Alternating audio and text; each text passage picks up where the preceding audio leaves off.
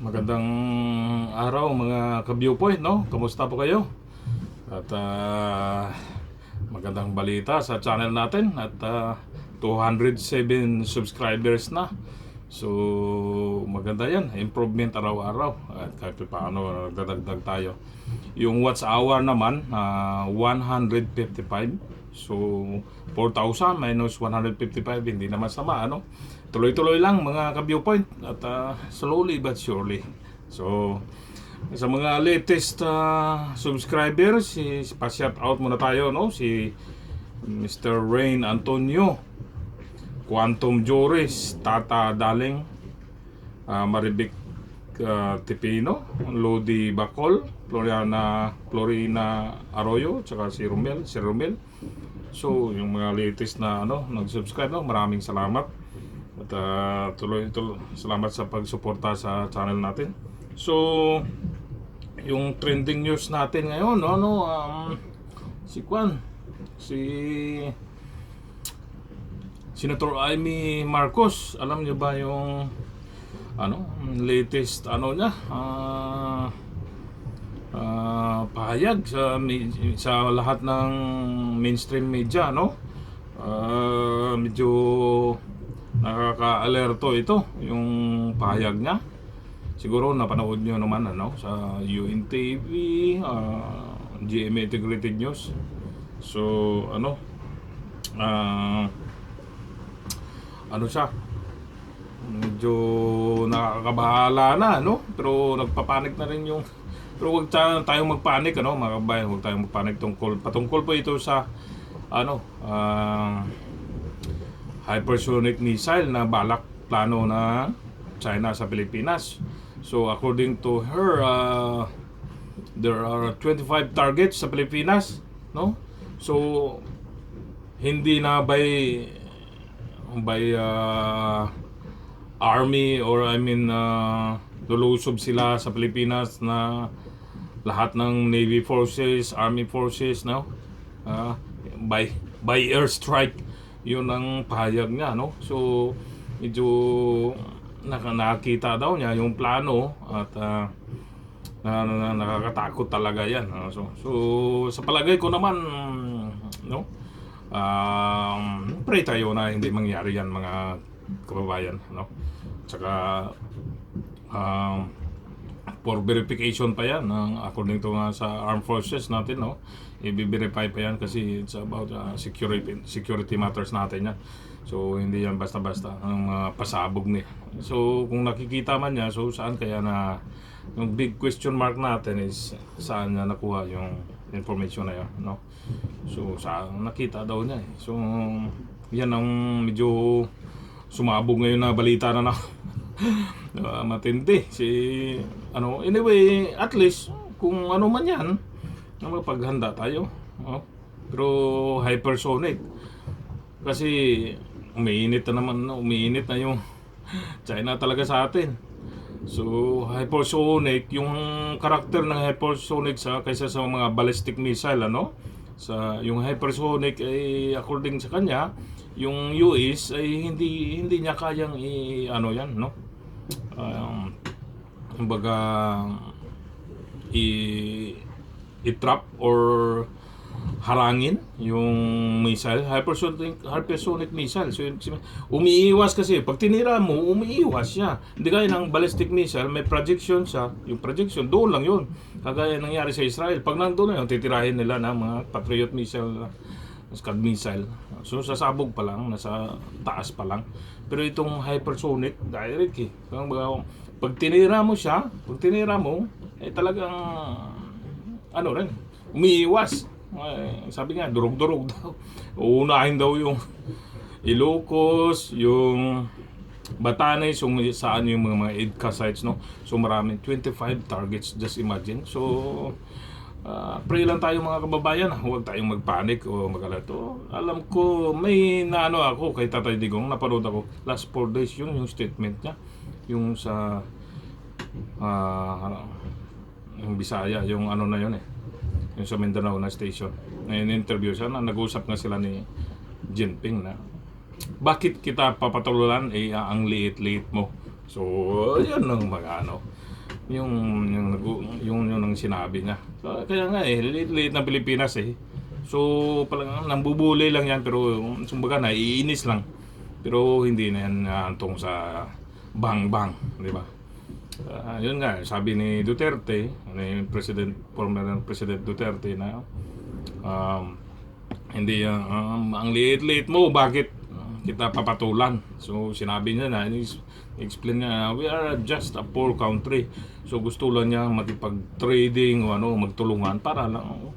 Kaya na si Jinping, lang yan eh. Hindi niya yan itutuloy. Hindi yan.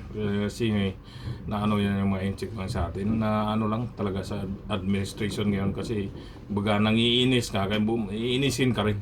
Kasi ang dahilan lang kasi dyan is mayroon tayong dumagdag ng mga EDCA sites, di ba? Sa Pilipinas, 25 targets, medyo dumami na yan no? So, Palawan, may dalawa, Batanes, nandun, nakatutok na daw lang. So, maging alerto lang tayo, pero huwag tayong magbayan. Pray tayo, pray. Yan lang naman. Tsaka, yung sabi ni Duterte, kay Xi Jinping, usap lang. Usap, walang tigil na pag-uusap. Yan lang. Kasi pareho tayo talo dyan. May gera. Walang mayayari. So, yung mga siguro naman yung mga Chinese, no, marami ring investment sa Pilipinas, negosyo yan eh. Pinakamalakas na partner ng negosyo nila yung Pilipinas, di ba? Tapos gigirahin mo yung Pilipinas, napaka-imposible naman. Posible lang sa nangyayari ngayon, pero hanggat makontrol, no, kontrolin, diplomacy talaga. So may rin ako kanina, no, pero July 2 kahapon, so nagkaroon ng bilateral talks yung Ministry ng Defense ng Pilipinas tsaka just to decrease yung tension sa West Philippines. So that's good news. So lang, pag-usapan lang yung mga para kung anong maganda. Alam mo naman yung mga Chinese businessman yan business minded. So yan lang ang paraan dyan, mag-usap para ma-decrease yung tension, hindi na puro tapang yung ipairal natin, di ba? So antabayanan natin yung susunod pa na update ng Armed Forces, yung official talaga, wag basta-basta tayong maniwala din. So ito, napanood ko lang din yung statement ni Senator Jaime Marcos, no, sa kahit saan na yung mga mainstream media dahil yung video na yun nasa account na yata na nanggaling. So legit naman siya, hindi ilang beses ko rin napanood pero sa kanya talaga yun, hindi naman kasi pag artificial intelligence o AI, iba yung ng lips, so kasi sa boses din niya. So we will see, but we will pray that it will not happen. So mag-ingat lang tayo mga kabayan, no? Saka yun lang ang lang dyan natin, pray lang talaga, pray. Huwag tayong padalos-dalos din. Ang Chinese kasi na lalo na yung may nangyari sa mga fisherman na naman, di ba? So may mga link statement na naman yung isang one-star general ng Philippine Coast Guard, si Tariela na yan, no? Mali, baliktad, taliwas yung statement niya. So hinarangan ng yung Chinese Coast Guard yung rescue mission, pero actually nauna na nga, nandun na nga yung mga Chinese Coast Guard, nakita sa video na tinutulungan na nga nila yung mga Pilipino. They are so yung statement ng isang admiral, di ba? So salungat sila. So mukhang hindi maganda, no? Bakit meron? So yan na, no? Maging alerto lang tayo mga kababayan, mapagmasid, huwag tayo magpanik. Lahat naman ay makontrol. Magtiwala lang tayo sa taas, no? Magpray lang tayo. Safe tayo. Hindi yan gagawin ni Xi Jinping. Hindi yan. Mataas yung ni President Duterte. Ang liit-liit mo. Diba? Papatulan kita. Parang tinawanan nga lang daw sa liit-liit mo. Diba? So, kahit ganyan lang, pajuk-jok si Tata Digong, pero may tatama yun. Tama yun. So, yun lang yung ano natin na remarks ngayon. So, reaction natin, medyo nakakagulat talaga ito, pero huwag tayong magpanik. So, yun lang. Ah, hindi yan basta-basta na dahil security matters yan, pero siyempre maging ano pa rin tayo, maging handa. Boy Scout is laging handa, so mag-ingat lang tayo. And then sa mga manonood, ituloy nyo lang para ano natin yung 4,000, baka matapos natin. Wala pa naman akong isang buwan, pero tuloy-tuloy na. So maraming salamat. 207 subscriber na po, so thank you very much. Malapit na yan. Sunod na bago matapos yung buwan ito, kalahati na tayo, so that's good. So mayroon akong anyway, ilalagay ko ito sa ng ating channel, yung vision ng itong The Captain's Viewpoint Scholarship Foundation. So mayroon akong ginawa na yung anong magiging vision ito para sa mga new subscribers, no? So ito yung vision natin: empowering the leaders of tomorrow by providing educational opportunities today. So ulitin ko, yung vision ng Scholarship Foundation, ng The Captain's Viewpoint Scholarship Foundation. Yung vision niya: empowering the leaders of tomorrow by providing educational opportunities today. So yun ang vision.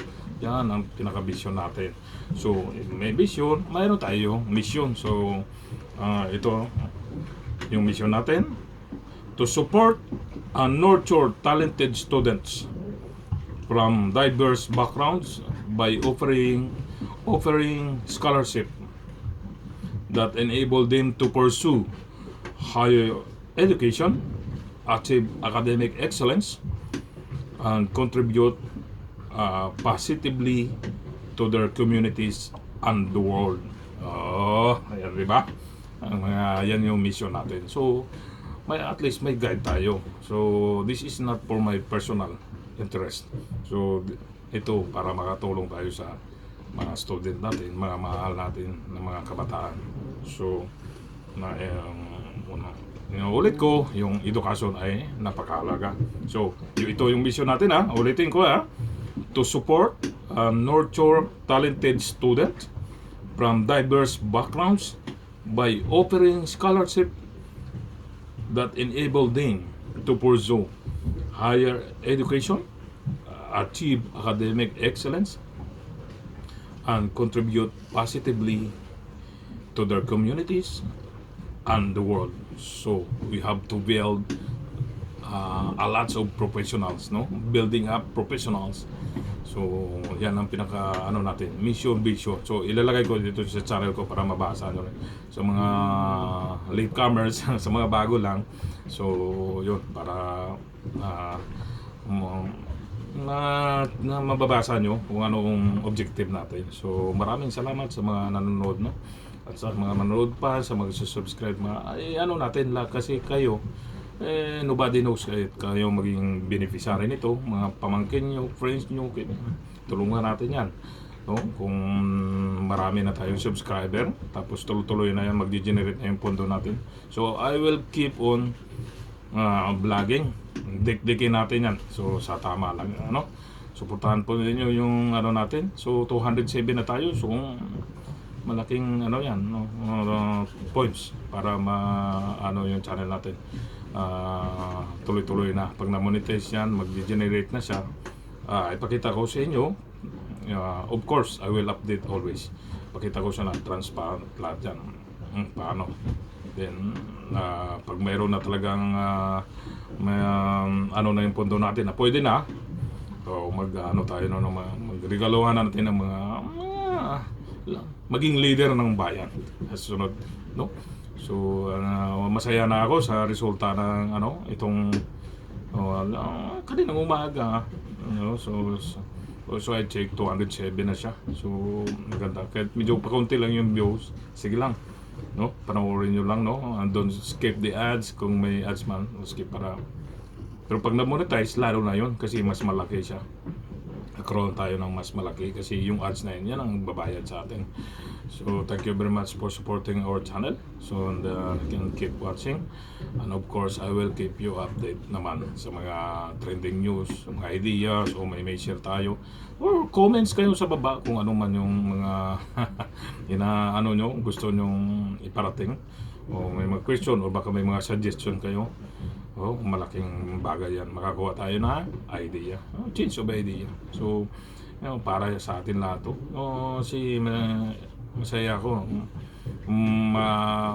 Maano na lang natin ito. May install na. Tuloy-tuloy na yung The Captain's Viewpoint Foundation, Scholarship Foundation.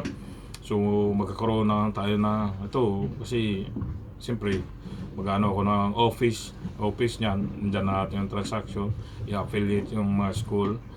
So ganun ang mangyayari. So pag mayroon na tayo, tuloy-tuloy yan, at least ay makatulong man lang ako. So I want to share kasi kung ini-example ko nga yung sarili ko, no, ay wala akong ginastos, so, narating ko na yung tuktok ng yung mga taas na posisyon, no.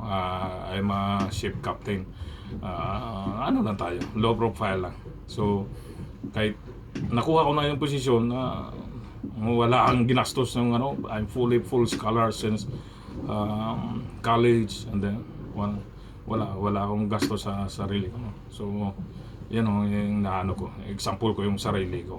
So nangihinayang ako sa mga kabataan na yung kinakapos na mayroon tayong dito. So kami na so itong channel na to, sinasabi ko sa inyo, no, this is not for my own interest. Pag lumaki na siya, if we have a millions already, thousands of millions, no, this is for our beloved students and children of the future. So ito ang means para mayroon tayong ibang program, no. So mga subscribers, mga bago, thank you very much.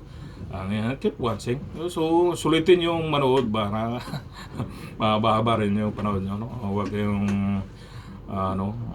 remind ko lang, no, huwag kayong basta-bastang ngayon, may marami rin kasi mga fake news, no? So ako nagre-research din ako bago kung talagang confirm yung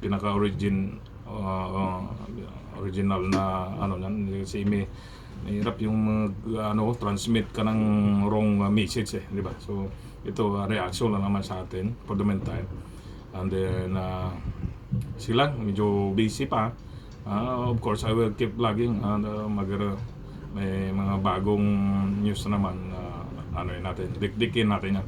Okay, keep watching. Thank you po sa mga bagong subscriber at sa suporta nyo. And then just keep on comments, so pag-usapan natin yan. And then mag-iingat po tayo yung lahat, at huwag tayong magdasal para sa kaligtasan natin.